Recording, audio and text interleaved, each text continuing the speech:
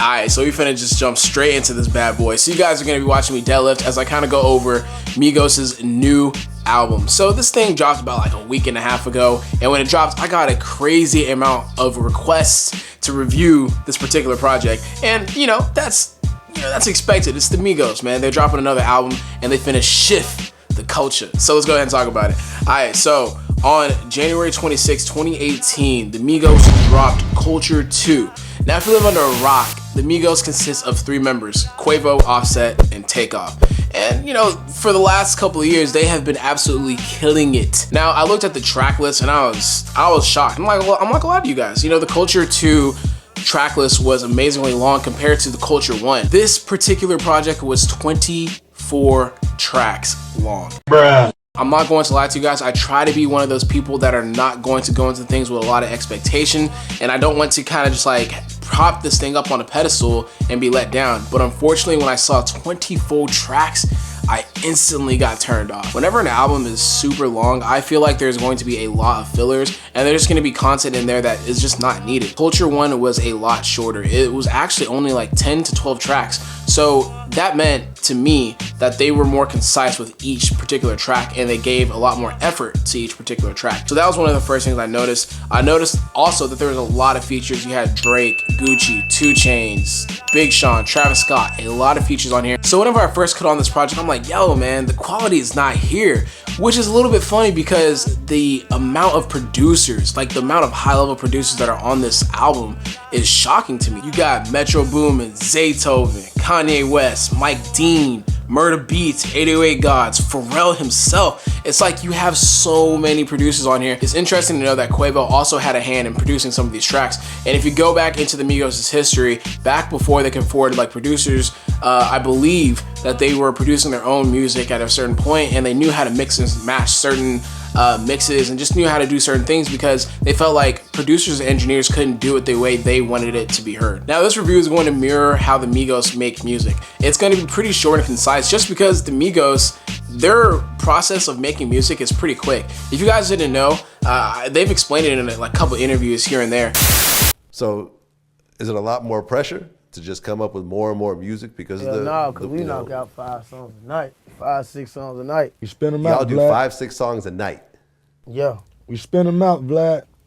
That's crazy. 5, 6 songs a night. Yeah, that's a mixtape in 3 days, man. Y'all just jump behind the booth and just start punching in and out. He only got 15 minutes to come up with a song. If he ain't coming up with a song, next man going in. The way they make music is they just sit down, hear beats, and as they listen to the beats and they like them, they're like, oh, we like this one, so let's go ahead, make a quick little ad lib hook, and then drop a couple verses. That's how they make their music. And they said, like, I'm not kidding y'all. They said it takes maybe like 15 minutes to make a song. So I'm just like, that's how y'all make music? I'm like, man, that's fantastic. They rack up tracks on tracks on tracks, and they just kind of keep them in a vault. And they just have studio sessions where they sit down, vibe, and make a ton of music. So their music isn't something that you break down at a very high level. It's not layered. It's not something that there's not like layer 1, layer 2, layer 3. There's not different meanings to their content. It's, yo, can I catch a vibe? Do I feel this music? Is it something that I relate to? Is it something that I could work out to? Is there something that I could get hyped to? They have even said themselves that their music is just for fun. Sit back, relax, and enjoy the vibes. It's also interesting to note that in their interview, they said that they make projects for each particular Migos to shine. So, for example, Culture 2 was actually Takeoff's album. I guess you could say he has more verses on this particular project, and it's also very interesting because Quavo and Offset believe that Takeoff is the best Migos. Quavo, you said Takeoff was the best one out of the Migos. Yeah, he the best. Now you said he's the best lyrically. Charlemagne has been saying that pretty from day one. Somebody listen to me, man. No, it been like that just growing up. You know what I mean? Just all the way growing up. He the youngest, and I feel like he learned more from, you know what I mean, from his uncle. You know what I mean, his big cousin. You feel me? He soaked it all in, and with his own craft being ahead of his time, being on our, you know what I'm saying, our age and our time, I feel like he got to be the best. So I thought that was interesting. Overall, I will say that this project was a little bit of a disappointment, but there are some tracks on here that are pretty cool. Some of my favorites are Narcos, an amazingly produced record. The Narco, got dope like Pablo. Autopilot, a nice record to get you feeling yourself. Flying, autopilot, woo, don't need no stylist. Walk It Like I Talk It comes with a catchy hook and a Drake contribution that mixes nicely. Walk it like I talk it. Walk it like I talk it. Emoji a Chain is a nice throw-in. I count the guap, count, set up shop. Stir Fry.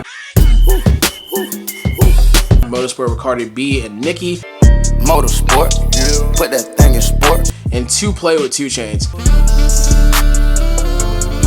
I mean, yo, don't get me wrong, the album is okay, but it is still a disappointment given the impact Culture 1 had and the quality music it provided.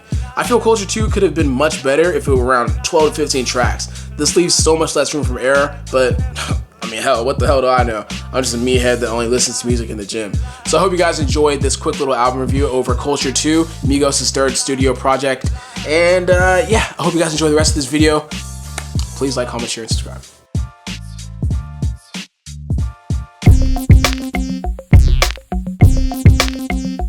Back in the gym, we got Wiz Khalifa, Kush OG playing.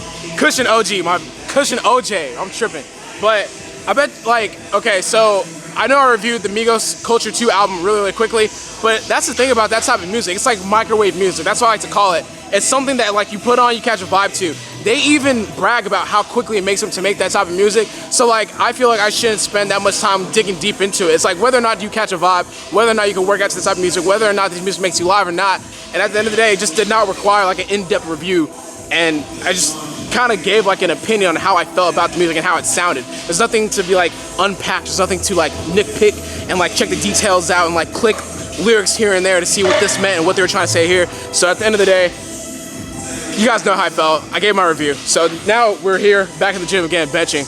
And today's supposed to be a 4x5 out of RP 67. So basically like a kind of like an easy day on bench. But I kind of want to PR in the sense of like how difficult it was to lift. So I want to get 355 to 365 pounds and see how quickly we can move that for a set of 5. But first we need to build up to that working set. So let's go ahead and start working.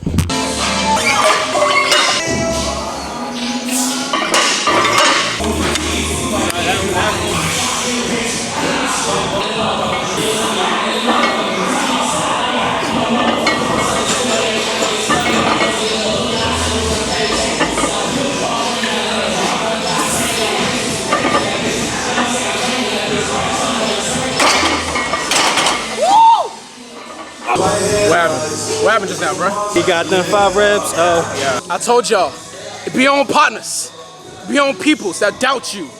You heard what he said when I asked him if I could do that 365 for 5 reps? He hesitated. He wasn't sure. But out of... I had gas. Nah, man, he hesitated. But I went and showed old boy. I got that 365 for 5 reps and I made that thing look easy, boy. Okay, but in all honesty, 365 was I'm gonna go ahead and try to get one more set in. I feel like I was a little bit, I feel like that wasn't my best set in terms of technique, and I made it a little bit harder for myself. So I'm gonna see one more set and see if I can get this correct, and then we're gonna have to drop back down because I can't keep this up. I can't keep 365 up for another couple sets of 5.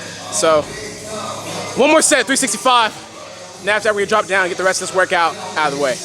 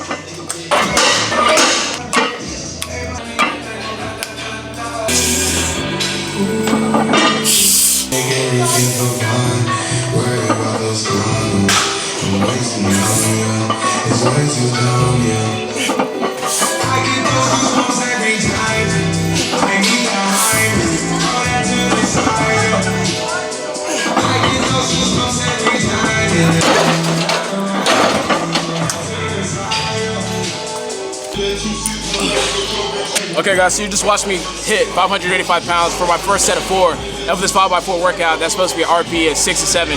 So I don't know if you guys have caught on by now, but my workouts are a little bit different from other people that are on Team Joey Flex. I know that my first set is going to be explosive, and I can kind of load up and get away with my RP because that first set I have like a lot of energy. I have my most energy at the start of the workout. So it's just like understanding that and loading up the bar. It's like, okay, I could knock out one set of 585 pounds for a set of 4 at an RP of 6 to 7. However, following that, I don't think I'm gonna be able to maintain that. So what I do is I hit one top set and do back down sets. So I have one top set of 585 pounds for today's workout, but now I'm backing down and doing 555 pounds for my last set of 4. And that's just understanding that like, I'm not gonna have enough energy to maintain 585 pounds for 5 straight sets. It's like just understanding like, yo, your energy levels are gonna drop after you do that 585. So go ahead and like kind of compensate that, drop the weight, or understand that and compensate it by dropping down the weight. So that's what we're doing right now. Gonna go ahead and kind of just vibe out to some good music and just like, you know, I don't feel like talking to anyone today. Like I just want to come inside the gym, grind, listen to good music and vibe out. It's like one of those workouts where you just want to vibe and live. And okay, I feel like I'm talking enough, so go ahead and watch these last sets of 4 for 555 pounds.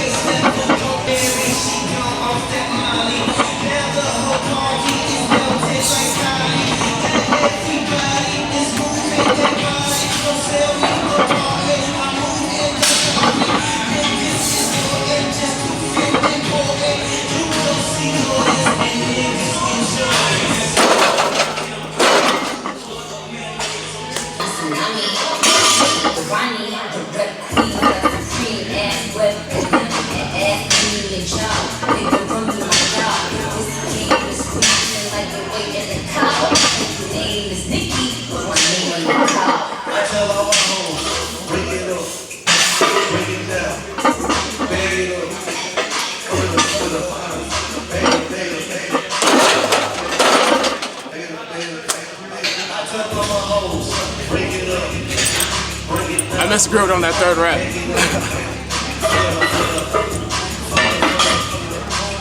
Alright, so I know I said I was done talking, but I'm like, you know what, man, I feel like addressing this. We're 3 sets in, we got 2 more sets left at 555 pounds for 4 reps. And I want to talk about something. So whenever I squat, there's about maybe 4, 5, 6 comments in my comment section asking me, Russ, man, how come you never hit depth? And Russ, man, you know, that's not gonna pass an IPF. Russ, man, your hip crease is not getting below your knee. I'm like, yo, man, do you guys not it's like, okay, so I'm gonna kind of try to, you know, kind of teach you guys up on this, right? I'm gonna kind of coach y'all up. If you're watching a squat and it's from the back side, it is almost never, ever going to look like I'm hitting depth. Like, it's never going to. The only reason why I show that is to get different angles. I'm gonna show one of my previous sets of me hitting 555 pounds for a set of 4. And you cannot tell me this is not hitting depth. As you guys can see, I'm getting below parallel. However, when I show you that back side angle, it looks like I'm squatting high.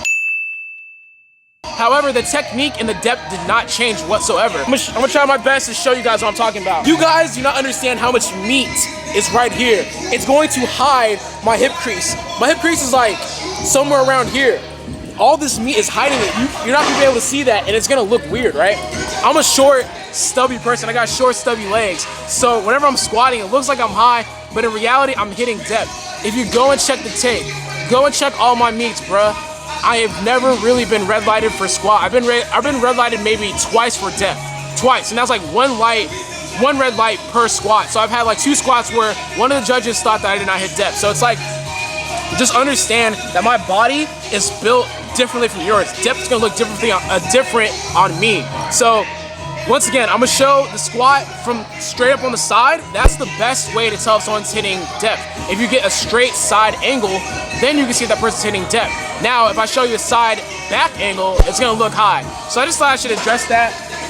Me, personally, myself, I'm not too worried about that, but I don't want people in the comment section thinking that they gotta squat ass to grass in the USAPL in order to get 3 white lines. It's just hip crease below your knees, or below the top of your knees. So, yeah, just wanted to get that out there, you know what I'm saying? I know I'm good, I just wanted to kind of like speak my piece on that. I feel like I haven't talked about that, so yes, I hit depth.